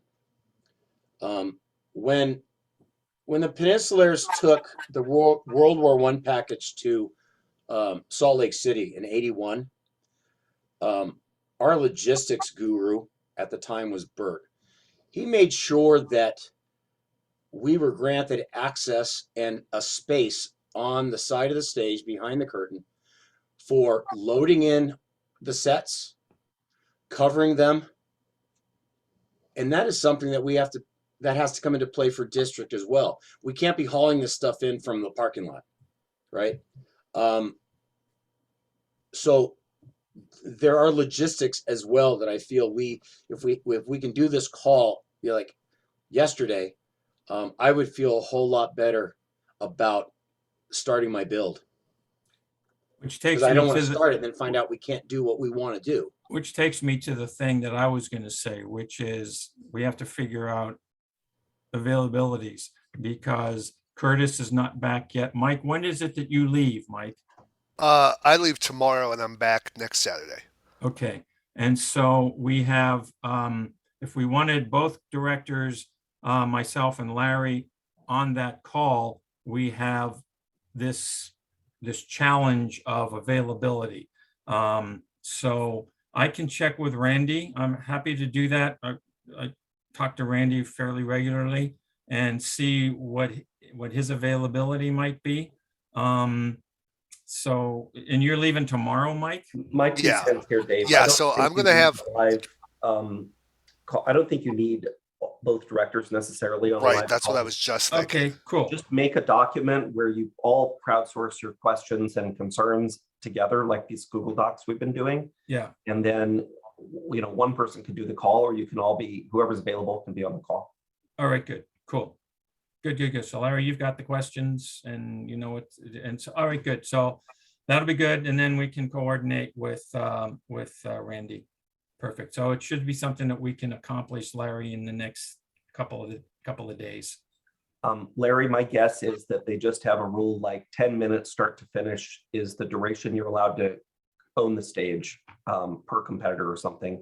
And if we needed more time, we could probably get an exception. But whatever that is, I would try to design so that we can fit within that in terms of our setup and teardown. Absolutely. All right, All cool. right. So I'll take on the task of reaching out to Randy and just let him know we need to have this conversation. And then Larry, if you can put that document up and share the location, that'd be super, because you've got pretty much the questions. Yes. All right, cool. Well, thanks, guys. So that's kind of the end of our regular agenda items. Mike C., do you have any director comments that you'd like to make? Yeah. First of all, thank you for the leadership on the vision, mission, and purpose. Curtis and I are both extremely excited about about this document and these statements. I think that alignment is extremely important as we figure out the next thing, and this is a huge step on that. So thank you everybody for those. As mentioned previously, Curtis and I are coming back with a lot of energy and a lot of focus. There's always new ideas that come out, but the big thing that came out of Harmony U was kind of validation that we're on the right track. Both Curtis and I were being asked questions about how the Peninsulaires are doing it.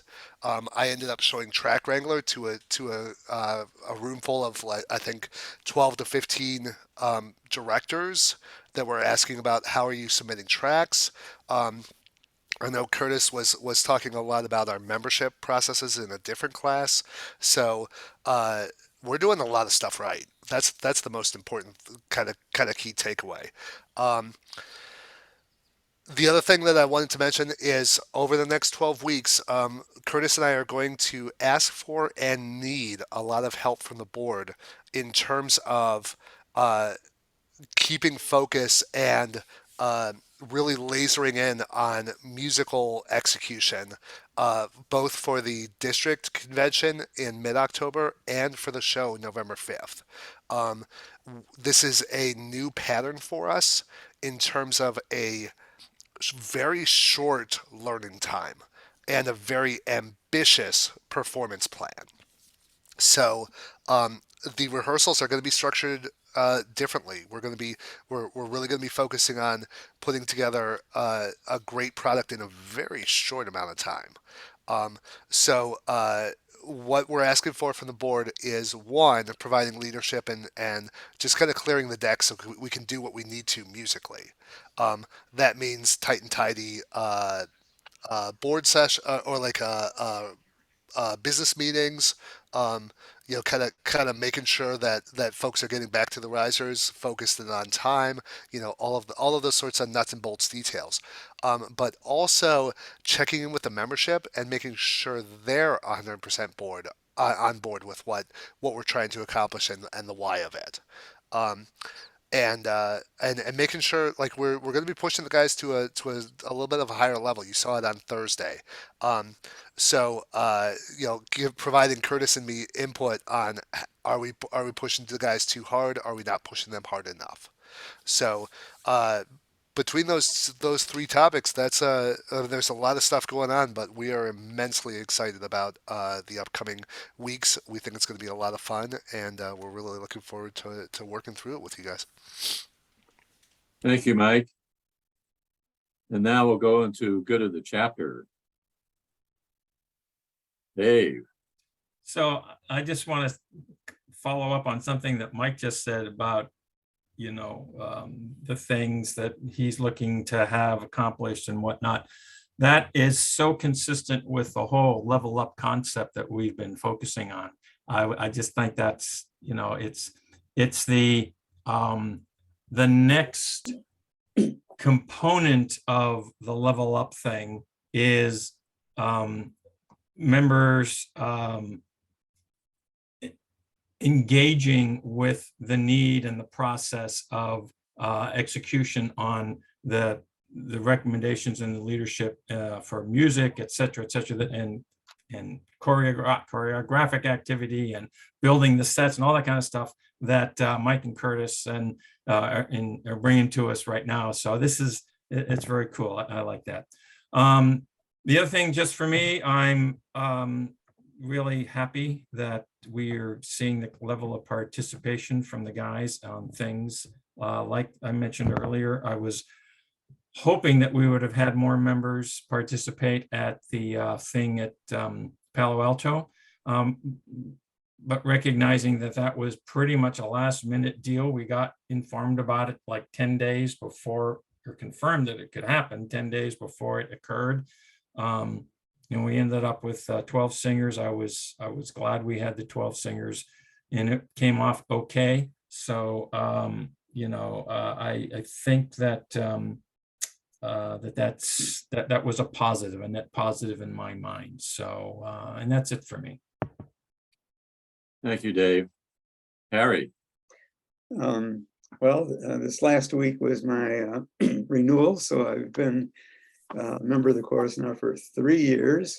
It seems like it's gone by very quickly. I have had a great time, and I'm just feeling a lot of gratitude for people that have helped me along the way. To Paul, for one, who urged me to come to the vocal clinic 3 years ago and got me started with this.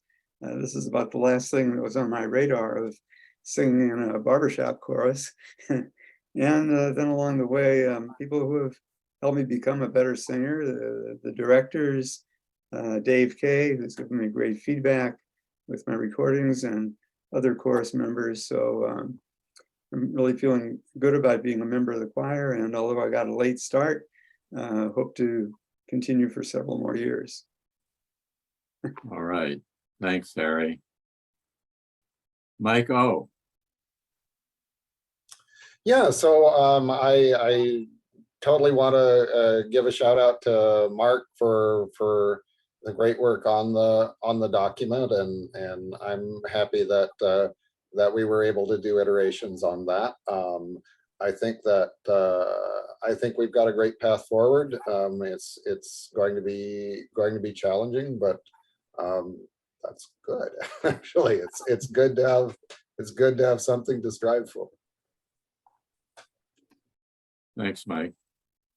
Elliot, Yeah, I also wanted to do a shout out to the vision, mission, purpose team. That whole process, starting with the index cards and the review process, and the end result, I think is fantastic. And yeah, I think the core team got us started with something that was pretty close to where we are, and good job. That's great. The other thing, shout out to Dave for organizing and brilliantly emceeing the Quartet Festival. I think it was really a blast, and I think people really enjoyed it. Thank you. thanks, Elliot. Paul, Yeah, I'll second what Elliot said about Dave's work on the 28th. That was probably the most fun we've had for a long time. And it's nice that we have the flexibility we have with our two directors and then Dave and, people to step up that we, everything seems to run smoothly. Even when the directors are away, we're able to run very smoothly. So thanks to, I'm thankful for that. And Mike said something about, he was wondering if we were chasing people away with our intensity. And I just would, things can be pretty intense, especially for newer people. That it could be, I see sometimes, people kind of disappear and aren't coming back sometimes for our Thursday night meetings, and maybe it's something to think about the intensity. Anyway, that's what I have to say. thank you, Paul. Mark, Well, thank you for including me in the board now. I'm really enjoying it and trying to come in with a bunch of energy around this marketing work. I think the top of my mind right now is growing the chorus and using marketing to try to grow our chapter membership and do more recruiting, and especially of younger guys. I think it's actually really encouraging that we have a number of new singers that are quite a bit younger than our average age. And I want to pick their brains and figure out what made them make time in their lives for this activity and how we can find more people like them to help keep this going forward. In terms of the size of the chorus, I'm happy that we're holding stable / growing. And I know that that's more rare now compared to other courses in the country. And I think it's because we're delivering something that people really want and want to participate in. And so just being positive about that, saying that the energy and the work is not a burden on people, the high expectations are not a burden on people, but they're an opportunity to be part of something great. And the more we can feed into that positivity rather than feeling like we're school marming people, I think the better. The last point I'll make is that it becomes easier and easier to sing well in the chorus the larger it is. And in some ways that's like a fish tank, where it's really hard to maintain a little tiny fish tank with a goldfish and get the chemicals to like stay in balance if you've ever tried that. But the bigger the tank, the easier it is. thank you, Mark. Larry, I'm really excited and looking forward to the intensity, to steal Paul's word, the intensity of our preparation for contest, because I like the word contest, because I like to compete, and for general performances coming up. A little change or adjustments to our weeklies is a good thing. If we do the same thing over and over and over, it gets stale. And I too want to thank Dave Kay for putting together that awesome festival a couple of weeks ago. it turned out to be really fun. I can't wait to do another one. Hopefully my quartet might sweep the show again. I don't know. We'll see. But what a blast. What a blast. Great singing with you guys. Thank you, Larry.